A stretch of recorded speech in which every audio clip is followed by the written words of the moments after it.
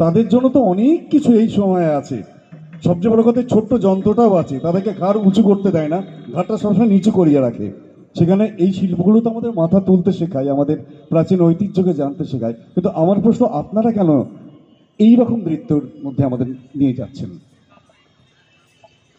এই নৃত্যটা আগে, এখন যেরকম বর্তমান যুগে মানে বিভিন্ন রকম মেশিন বলুন, পারমাণবিক যুদ্ধ বলুন, আগে সেটা ছিল না। আগে ছিল কীরকম সামনাসামনি যুদ্ধ, একজন আর একজনকে আঘাত করত এবং একজন তার নিজেকে বাঁচানো এবং তার পরিবার বলুন, পরিজন বলুন, সবাইকে বাঁচানোর চেষ্টা করত।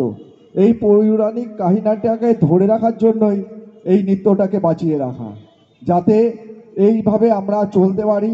আমরা নতুনের সঙ্গে পুরানোর যে একটা সম্পর্ক আছে সেটাকে ধরে রাখা যায়। আহা, বড় ভালো বললেন, অনেক ধন্যবাদ আপনাকে।